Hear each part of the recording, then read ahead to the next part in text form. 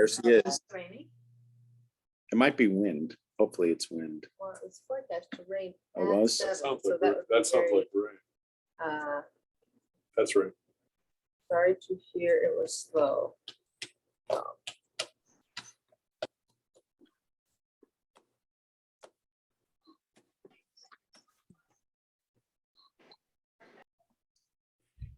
Yellow. Meow. Hello. Hi, Hello. Dad. Hi, Lois. Hi, Jason. Hi, Liz. Hi, Rabbi. Hi, Judy. Hi, Jean. Well, how are Hi, you? Rabbi. Hi, David. Hello there. How did you know David was here? I'm just a smart, intuitive person. Hey, Stephanie. And look for Seema too, because she asked for Info? the link. Yeah. Okay. All right. Stephanie's coming on. Hey, Carol. Hi there. It's good to hear your voice. I will say the people that say Jewish people all look alike, you're right. Every one of you looks exactly the same. They all have their icons showing. But here we have David Bojan, Annie Levenstein, and Hey. and Lynn. Yes, she's just to keep the numbers up. She heard you were going, Liz, so Annie came, and Lynn is here she's getting ready to make coffee because you're not here. Okay. And I won't be Right. there Hi, for a Stephanie. while. Okay, we have to catch up. All right, so You've been gone, I've been yeah, gone. that's rain. That's definitely rain. I don't know when you're gonna begin, but I had a question. Which Okay, go for it, Gene. and my question is why that what if anything does it mean that so many of the early stories in Genesis have barren women so prominently in them, or women who have trouble giving childbirth? Okay, Gene's question is, why is it Yay. that the early stories in the Torah in Genesis have Oh yeah, amongst all these little bush and I can't. so why do the early stories have barren women? So specifically Sarah, Rivka, and Rachel have trouble having children. They are, what do you need? What's up? She's gonna take more water. That's, you can use that. That should work right. I Go think that whole thing comes out on the side. I'll get. Go ahead. Thank you. Okay, I apologize. That's all right. this is what happens when you don't show up, Liz. The whole place is apart. Well, not back for a while. The water, how do you get the water? You'll see, there's a room with I the, didn't know that. of course you wouldn't. The light wasn't on in there either. That's okay. All right, I think that reservoir. Well, anyways. Mostly lifts it up because he's gonna add water to it. okay, I'm thinking of giving the class now and you'll just hang out. Okay, that's good. All right, so specifically Sarah, Rivka, and Rachel have trouble having children, and the question that Gene is asking is why? In other words, why is that? It seems more than a coincidence if it was one person or two people, but to have that many, and these are not just early stories, but these are the matriarchs. So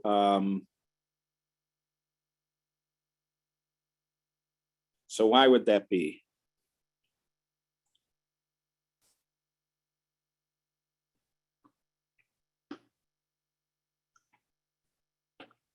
So First of all, one of the, I think Rashi quotes a midrash that says that God desires the prayers of the righteous.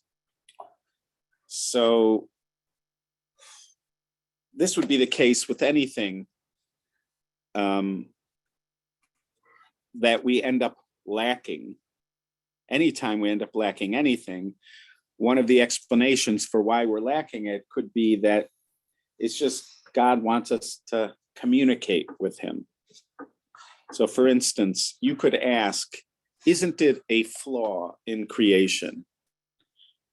Or it seems like a flaw in creation of the human being that we are so vulnerable that if we don't have air, we will expire within moments.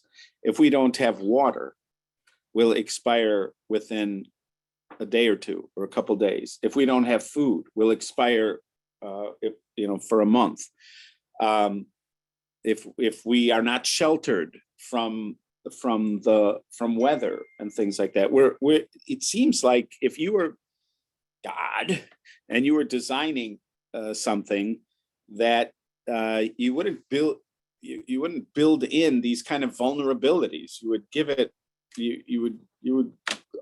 give it some sustainability, some ability to sustain.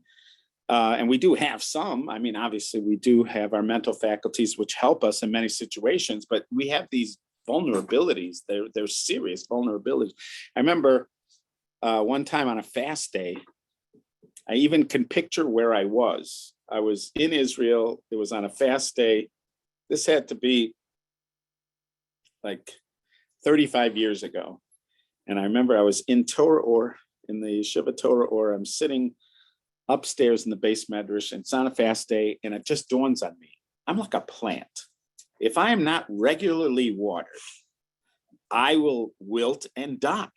And my vulnerability, because we can think of ourselves as, self-sufficient. It's a kind of foolish kind of illusion that our mind plays on us. We tend to think of ourselves as relatively self-sufficient, but we are so needy. It's just that it's so built into our lives, where we live and our schedules, that we don't even really pay attention to how much time we spend just maintaining our life. So the explanation that came to mind and comes to mind is that the reason that God did that is because he wants us to be in touch. He wants us to see him as the source of our needs, so that we will regularly be in touch with him. Hashem desires the prayers of the righteous. It even, we read a couple weeks ago that when before Adam is created, so it says that the grasses had not emerged yet. They were in potential, but they hadn't emerged yet because there wasn't rain. Why was there no rain? Because there was nobody to work the land to see that there was a need for rain. So it's one of the jobs of man in the structure, in the natural structure, in the great order of nature. It's one of our roles is to pray for things so that things happen. It's actually built into the system, according to that our prayer is part of why it rains. Later on, throughout the Torah, you're going to see mention of God will say things like, if you don't behave, then, or it's even in the second paragraph of the Shema, if you don't listen to what I'm saying, you're not you're not going to have rains. If you listen and do everything right, the rains are going to come in the right time and the crops are going to grow. But if you don't, they're not going to come. And there's several times in the Torah where it says that if you don't behave. Now, up until 100 years ago, you could only be a religious person and think that your behavior somehow impacts weather, that your moral decisions somehow impact weather until now. Now, if you read the newspaper, it's in the newspaper every day, people are calling you immoral because you are doing things that are changing the weather. That the human induced climate change is now a kind of result of irresponsible decision making by human beings. And it's brought to, you have Greta Thunberg, who she's like a great prophet rebuking the generation for their immorality. Now, you couldn't believe that there was a possibility that human being, whether we agree on the human contribution to it or what can be done about it, etc., and who's morally to be held accountable. But even the whole discussion, it's like people would have said it's a ridiculous conversation 100 years ago. How could human beings' behavior affect the weather? But it was in the Torah from the beginning, not just that it's the potential calamitous result of bad behavior, but just even good behavior, even the system working smoothly is it requires prayer. It requires man's interest, man reaching out to God, and man praying.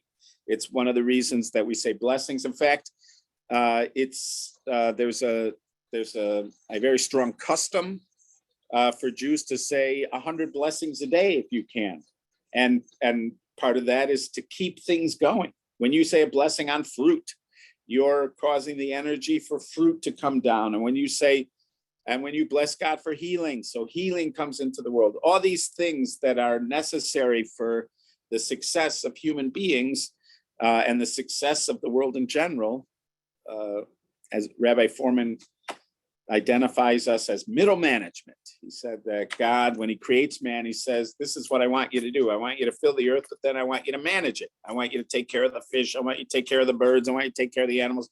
We're middle management. He created it. Now he wants us to run it. So, and that's part of the running of it. Part of the running of it, and this is, we'd stay in touch. We pray to him every day. How are we doing? I could use some food. I could use some this. I could use some that. And that's part of, there's all sorts of things in prayer. It's not just that, but touching, getting in touch with God about what's going on is an important part of what we do. Ramosha Shapiro, blessed memory, said this is the meaning in there's a term, there's a tractate that deals with damages when people and their property cause damage. So liability when there's damages. It's called Tractate Bava Kama. So over there, it talks about there's 4 main types of damages that human beings could be responsible for, or their animals, whatever, could be responsible for. One's called Mava. And the Gemara says, what's Mava? Mava is that Adam. This is anything directly caused by a person, that kind of damage. So Mava means one who requests. And Ramosha, he would say that like homiletically, poetically. He would say, we're called that's what we do. We ask. That's one of our big responsibilities. We're in touch with God. He put us in charge. We're middle management. We talk to him and we tell him what's needed, and then he provides what's needed. How is that connected to damage? To what? How is that connected to damage? So in this case, he's just called mankind, or mankind are called Mava, the requester. That's not the kind of damage. Mava is any damage caused by people. But why is it? The Gemara says Mava zu Adam. Mava is man.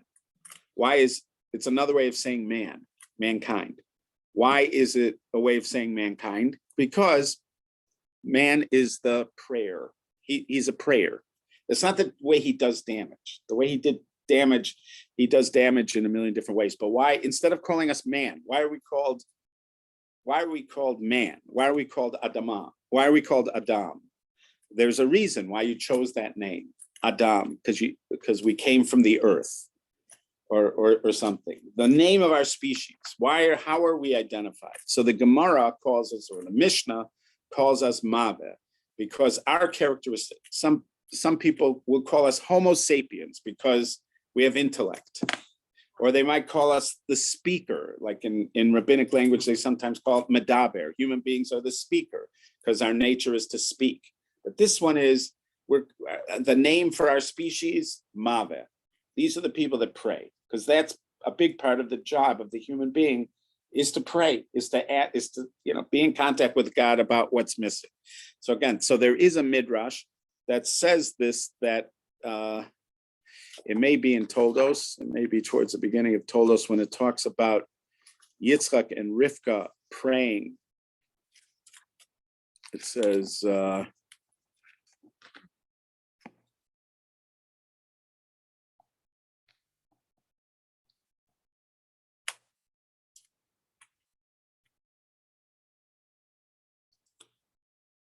so in the beginning of Toldos, it says Yitzchak prays to God opposite his wife because she was barren, and God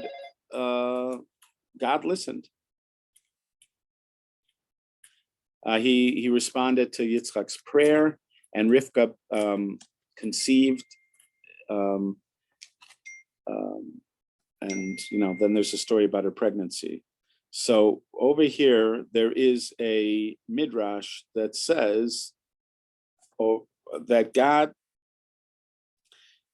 I don't remember who quotes it, I don't see it here right now, but it asked that question that Jean asked, and it says, because God desires the prayers of righteous people, he likes to be in touch. So there's going to be things that you could say, you could ask yourself, not that he has enjoyment.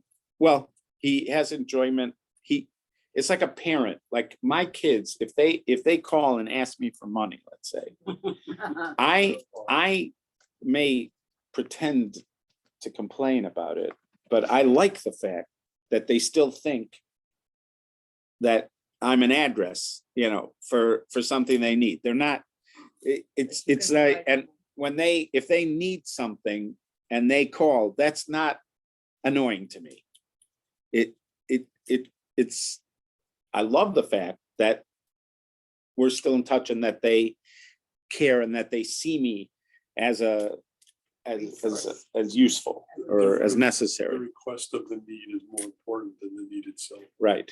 The fact that they turn to, that they're turning to me for it. So that's how the midrash seems to characterize it. But again, it's just pragmatic. If you're made to be middle management, if God created the world, he's got a plan for the world. So, and he's put us, in charge. So obviously we have to be in touch. We're not like, what do you want us to do? What's next? What's going on? Doesn't look like it's working. Things I thought it should be like this, not happening. And then you're asking God to intervene. You're asking him to come in. That's even pragmatic. That's not just, it has to be that way. You have to be in touch. We should have regular meetings. People in a chain of command have to have regular meetings with each other just to make sure they're all on the same page. Yeah. So we have to be regularly in touch. We're in touch 3 times a day, minimally. And that's besides all the extra things that are going on. But at least 3 times a day, we're in touch just to make sure we're all on the same page, pragmatically. And then why? And if you ask yourself again, why is the system? The Ger Rebbe, the first Ger Rebbe, he's called the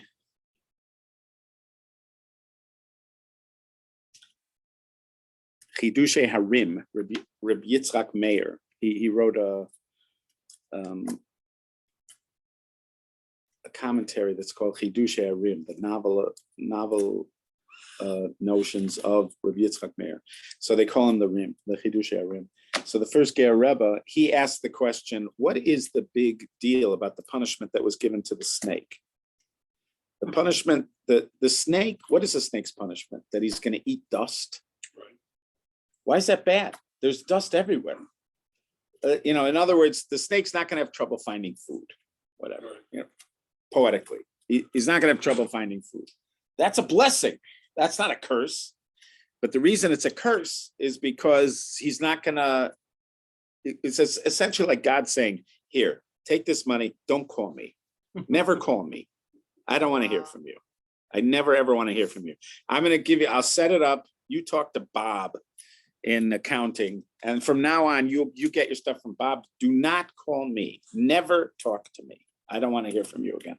That's the worst thing somebody could hear from another person.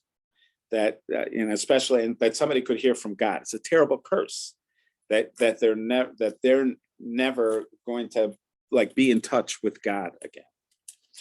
So that's one layer. So one layer you could say, but this wouldn't just be about fertility. This would be about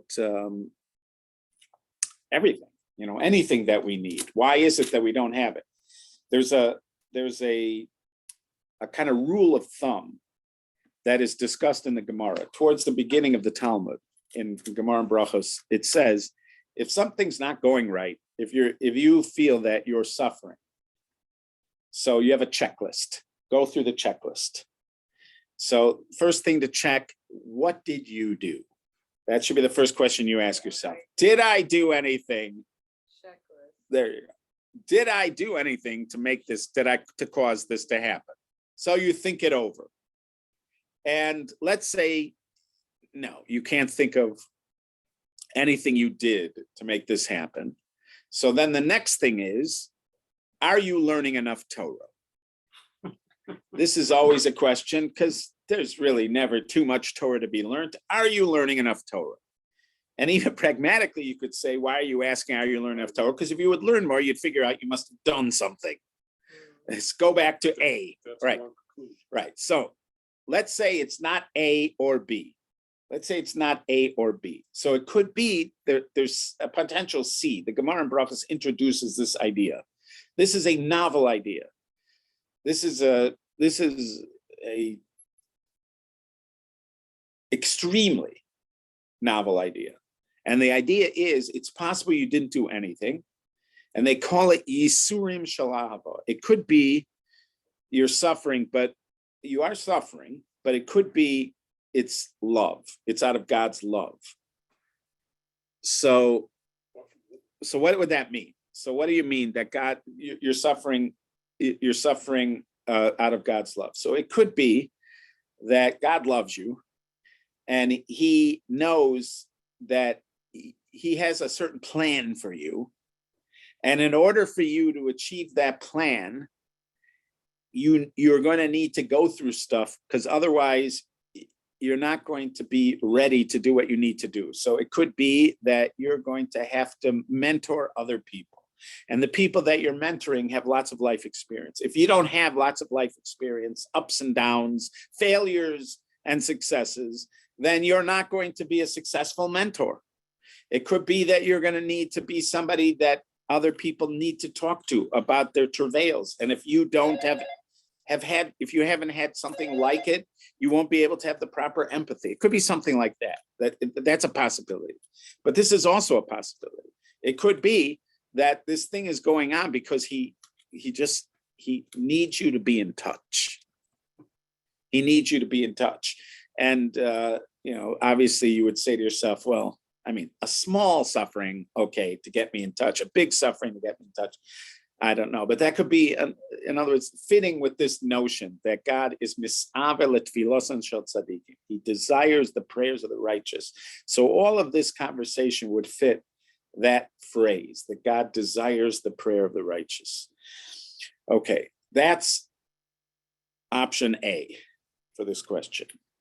Option B for this question is that the Jewish people are a plan B. Explain that one. What's Plan B? Okay. Now, first of all, I just want to clarify that even though I'm saying that they're a Plan B, this is one angle.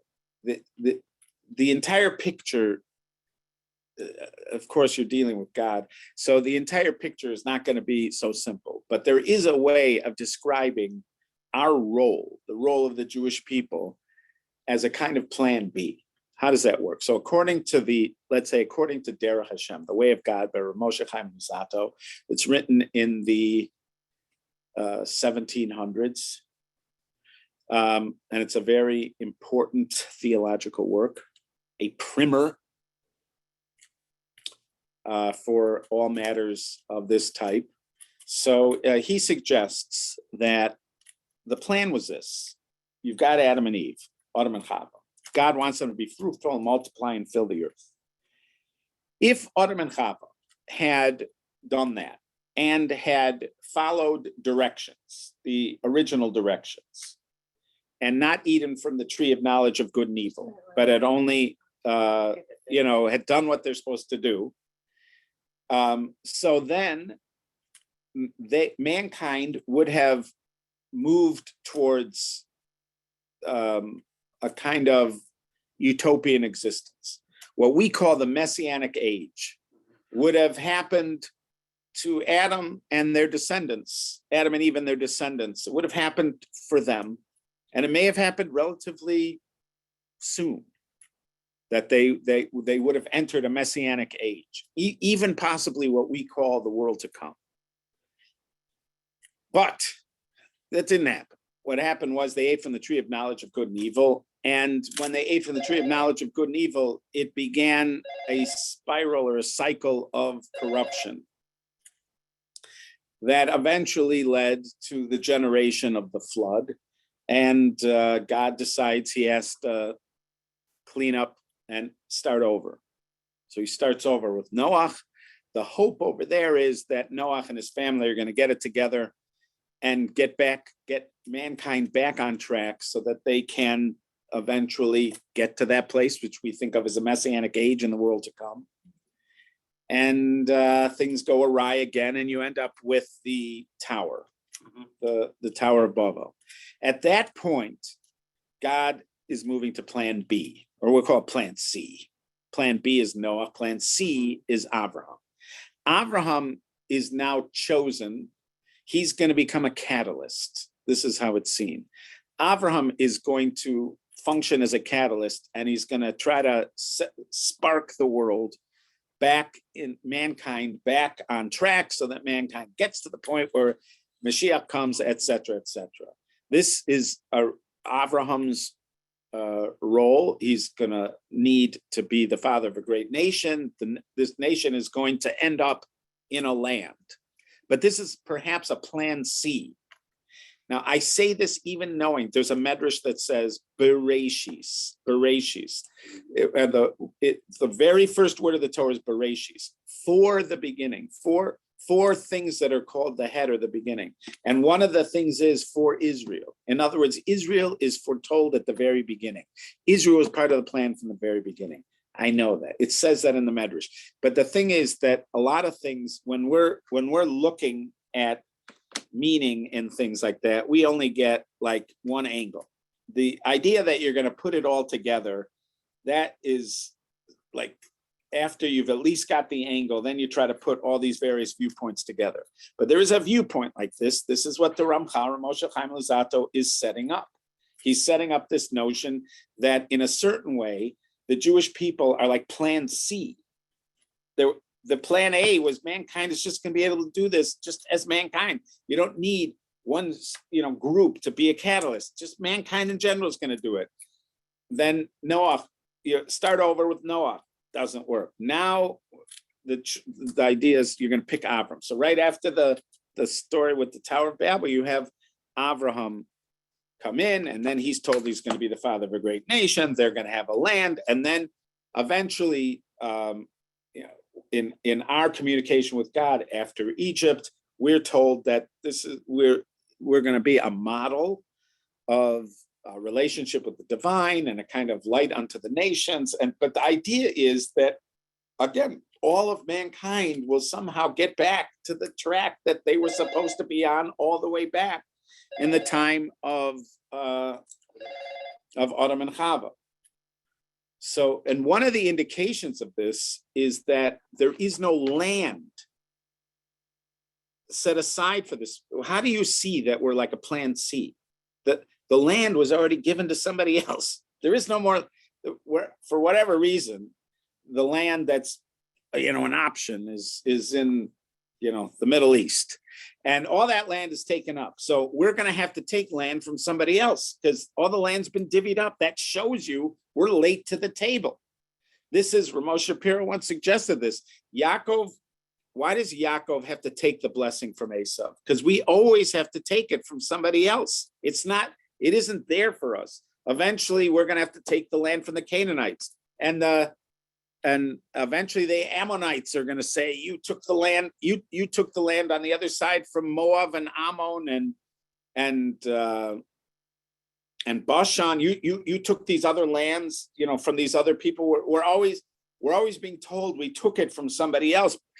And that's part of the problem was we're like a plan C. And when a plan C comes into action, they've got to make space for themselves. So we sort of have to make space for themselves. So it could be that this is also being suggested.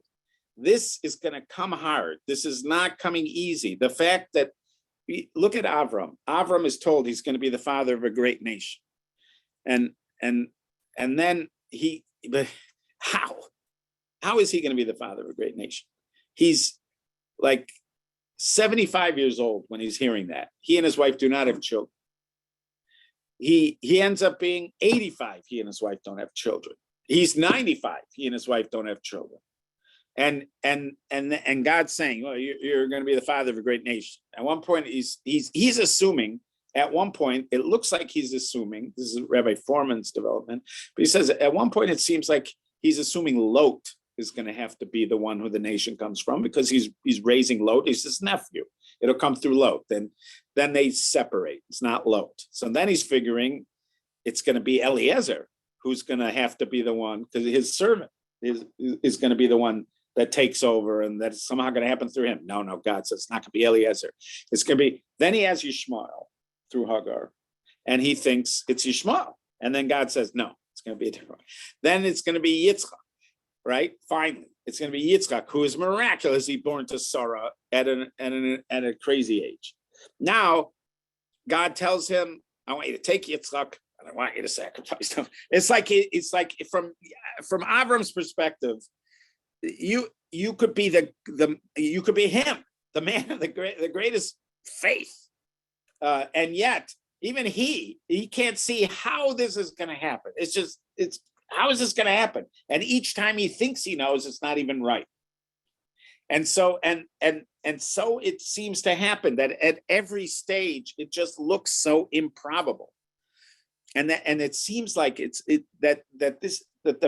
part of this is because, again, we're such an unlikely scenario.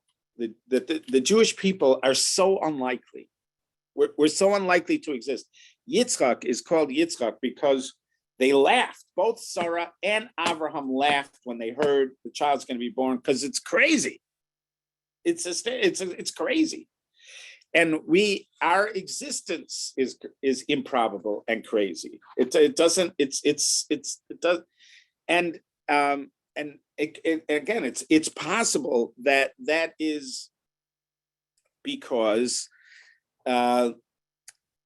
we weren't part of the original plan. I know the Medrash. I'm not saying there is another way of looking at this, but from this perspective, it seems like that's what's going on, that you have to find space. You have to constantly find space. Oh, there's no room. We weren't planning on you being here. There's no room at the hotel. There's no room at the hotel. We didn't know you were coming. Well, can't you look again? Can't you look? Maybe we could find something. I don't know. There's, there's somebody had to check out. Now there is a room at the hotel. Every time, every step, every time, in our history, there's never room at the hotel. It's always like that every step of the way. And again, when you think, if you're looking at it, and you've seen, finally, it looks like we're on our way to doing it, you know something's just around the bend that's going to throw a wrench in that, because there's nothing about it that is going to be a smooth road all the way through. And part of it is because we're making our own space in a plan that there wasn't a plan for this. Again, from this angle, just from this angle, we are sort of coming up plan C in order to make this happen, in order to make our space for it. And it could be that that's part of the that's part of the reason why they're barren, because in other words, women who shouldn't be able to give birth are giving birth to these people. That's another indication that there wasn't destiny. It wasn't destiny. It wasn't supposed to happen. You had to make new things. You had to tinker and change things around in order to fix things, in order to make it so that it could happen. Because even the matriarchs that are supposed to be producing the children that are going to be that next generation, they're not even designed for it. They have to be tinkered with. They have to suddenly be, in order for them to be designed to even be able to do what it is that they're supposed to do. Because it's a crazy thing that everybody's going to be doing. If there was a bureaucrat in charge of what was going on before, that person would be insane. They'd be in an insane asylum, because everything that a bureaucrat lives for is being violated by the Jewish people. So that is another layer. And then you could say there's another sort of mystical layer, even though that's already quasi-mystical. But there's another mystical layer, and that is, it's very much reflected in the line, the messianic line, in the line of Mashiach. There are several points in Tanakh where there are absurd origins for what we'll call the messianic line. You could follow in the Torah, like you could start from Bereshis and go through Tanakh, not just the 5 books, but all of Tanakh, and follow certain themes. Like, for instance, you could follow good and evil, the struggle of good versus evil. You could start in Bereshis and just pay attention to that, and there'd be information all over the place, all the way through. You could do that. Another, you could look at it and you could find a discussion about the land of Israel, the sanctity of the land and the land of Israel. That could be your one subject. And you would see stuff in almost every Torah portion that adds a little something about the land of Israel, about the land in general, the earth and the land of Israel, etc. You could find it in almost everyone. You could read like the whole Tanakh, go through that. You could also do it with Mashiach if you want to.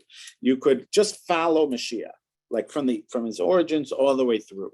So if you follow Mashiach, there's certain key points that are bizarre, that seem to be in the line of Mashiach. One of them is Lot and his daughters. Lot and his daughters, the story of Lot and his daughters. This is after the destruction of Sodom. They get their father drunk, they're intimate with him, and they have children from their father. This is a bizarre story, and it's the origin story of Ammon and Moab. Now, how does that have anything to do with Mashiach? Because Ruth is going to come from Moab, and Ruth is a key to Mashiach. Ruth is going to be the grandmother of David, who's going to be, the line of Mashiach. So one of the bizarre origin stories of Mashiach is Lot and his daughters.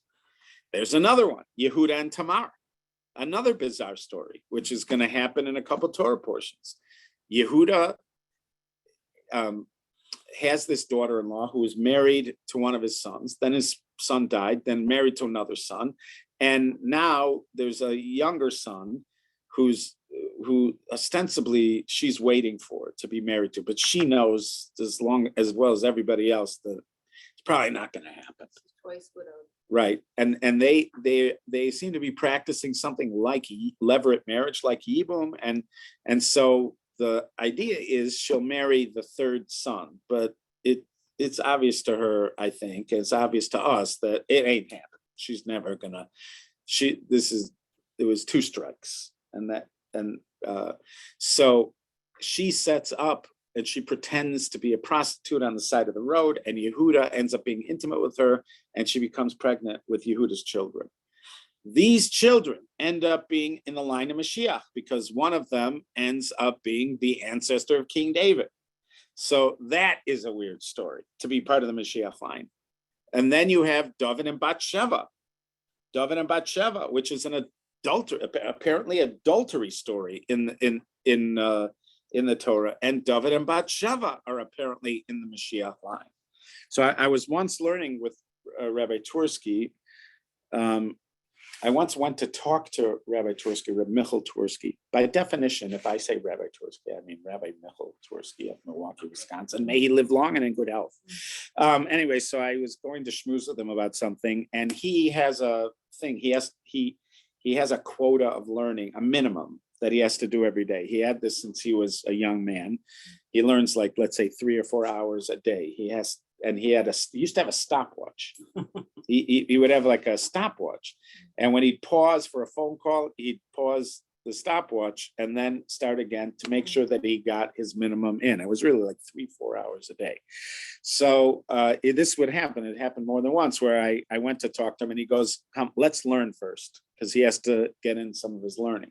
So we happen to be learning this sefer called Shoshana Samakim, and it was on this subject that I'm talking about. And it said over there that the reason that you have these weird moments in the line of Mashiach is because the other side, and this is why I'm saying this is a more mystical Torah. In mystical Torah, there is a notion that there is a balance between good and evil. There has to be a balance of good and evil in the world. There has to be a balance. So whatever there is good, there has to be bad, because otherwise there wouldn't be free will, and there has to be choice, and there have to be challenges, etc. So that's the way the world is set up. There's good and bad. So the bad doesn't want the good to succeed. Obviously, the good doesn't want the bad to succeed. They're in competition. The bad and the good are in competition. So if something obviously good comes into the world, it is going to be challenged by forces of bad. Think of Job. Job is wealthy and he is righteous, and everybody speaks of him as the paragon of goodness, right? And it just so happens that this guy, the Satan, who's the angel prosecutor, he says, of course he gets God to let him challenge Job and to cause this is the way it works. Like if something stands out, if it's very good, then stuff is going to attack. Why? Because the side of darkness doesn't want to, they call it Sitra Achra, the other side. And it's synonymous with the Yetzer Hara, the evil inclination, or the angel of death, or what you call the Satan. All of this, it's all under God's dominion, but it is a competing dark side, again, to allow, this is generally understood, to allow for there to be free choice. So the dark side doesn't want that good side to win.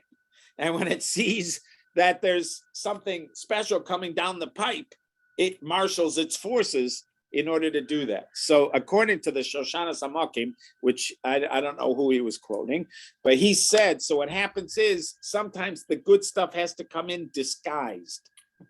It has to come in disguised because you otherwise it would immediately get attacked.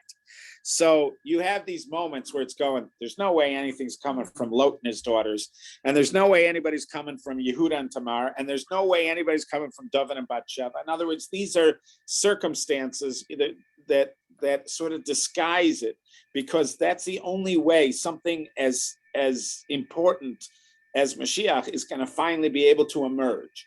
That it had to be sort of disguised. It wouldn't be, if somebody showed up and they ended up being Mashiach and they were the least likely person to be Mashiach, that would fit this pattern. sort of fit this pattern. And it's similar about I'm suggesting it's a similar thing about the Jewish people.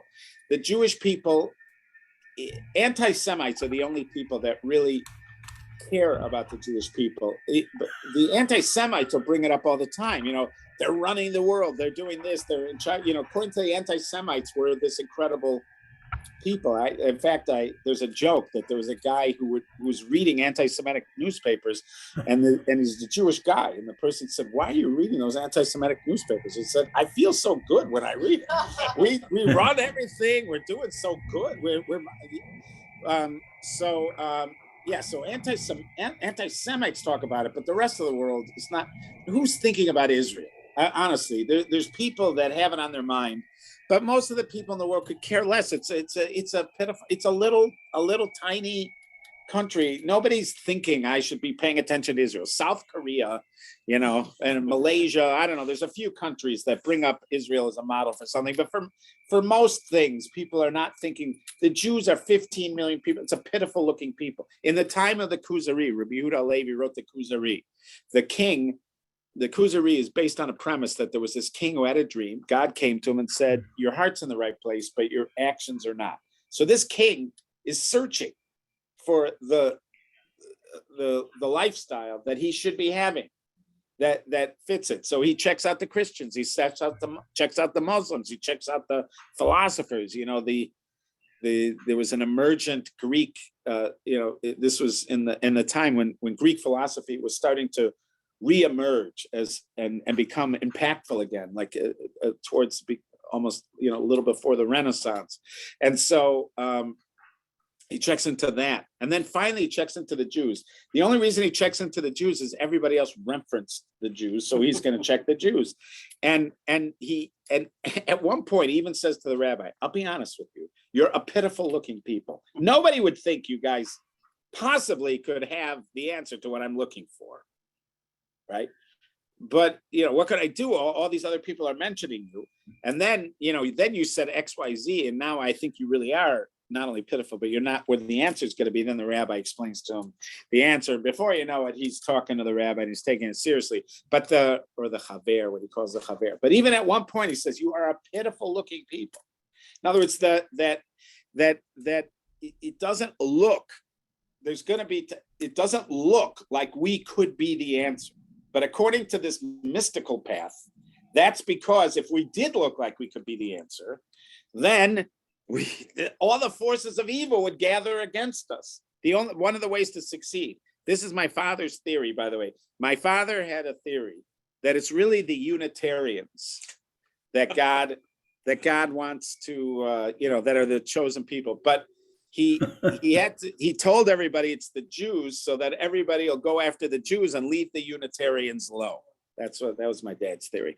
But anyway, so it's something like that, this mystical note. So you could say that this is also part of it. In other words, that they don't look like they could be the mothers of something that you have to worry about because they're not even capable of giving birth. Don't pay attention to them. Don't look at Sarah. You're forces of evil. Forces of evil, take your mind off Sarah. She's not going to do anything for you. The woman is 90 years old, hasn't had a child. Do not worry about it.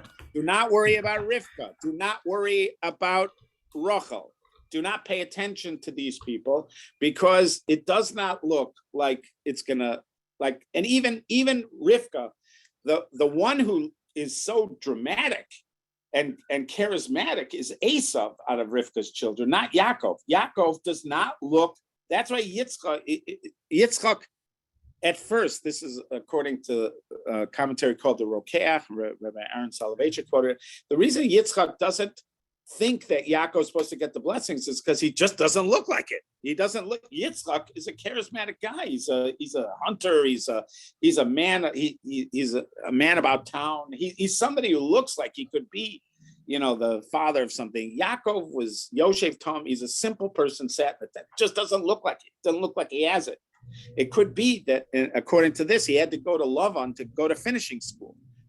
What's happening now is Yitzchak wasn't so off. Yaakov didn't necessarily have it. He has to go to Lavan now to finishing school. He's going to have to deal with a really tough guy. And when he emerges after Lavan, now he is something to be reckoned with afterwards. But so that could be another thing. So again, the layers we started with the idea that, which was the midrash, that God, Hashem is misavel tfilos and l'shel tzadikim, that God desires the prayers of the righteous. So for that reason, there's already, a whole path with that there's going to be all sorts of times when we need something and we're going to have to turn to God for it and ask him for it. Why? Because he wants us to. He wants us to stay in touch. We're middle management. He wants us to stay in touch. He wants to hear from us. He wants to hear from us. So, and then the next layer on that is that we're plan C. And therefore we're having you're